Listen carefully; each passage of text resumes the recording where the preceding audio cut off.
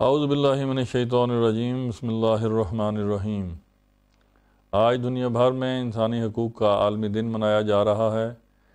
اس سال یہ دن انسانی حقوق کے عالمی چارٹر کی 75ویں سالگرہ کے طور پر اس عزم کے ساتھ منایا جا رہا ہے کہ تمام انسان دنیا میں آزاد پیدا ہوئے ہیں اور ان کی عزت اور وقار و حقوق مساوی ہیں۔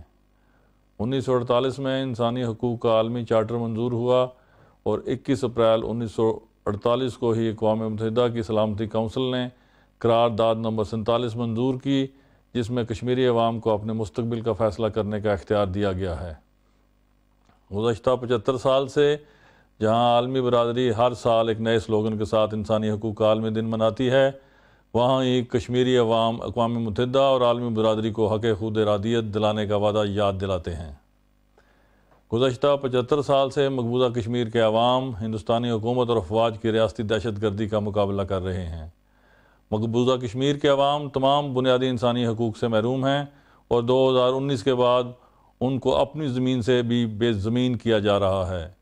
مقبوضہ جموں کشمیر اور مقبوضہ فلسطین کے عوام کو حق خود ارادیت مانگنے کی پاداش میں حق زندگی اور حق جائیداد سے بھی محروم کیا جا رہا ہے۔ ان کی عزت اور عصمتیں قابض افواج پامال کر رہی ہیں۔ آزاد کشمیر میں عوام کو تمام بنیادی انسانی حقوق حاصل ہیں۔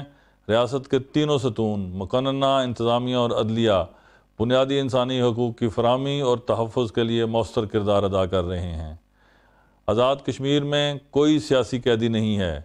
آزاد کشمیر کی جغرافیائی سرحدوں کی محافظ افواج پاکستان ہمہ وقت کشمیریوں کی جان، مال، عزت اور حرمت کے تحفظ کو یقینی بنا رہی ہیں، جبکہ سیز فائر لائن کی دوسری جانب ہندوستانی قابض افواج سے کشمیری عوام کی جان، مال، عزت اور حرمت محفوظ نہیں ہے۔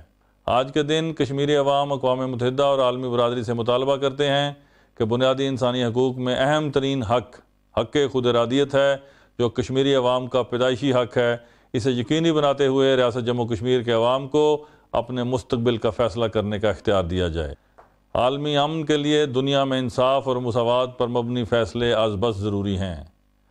آزاد کشمیر حکومت مقبوضہ جموں کشمیر میں انسانی حقوق کی خلاف ورزیوں کو عالمی سطح پر اجاگر کرنے اور آزاد کشمیر کے عوام کے بنیادی حق کے تحفظ کے لیے اپنا بھرپور کردار ادا کرتی رہے گی۔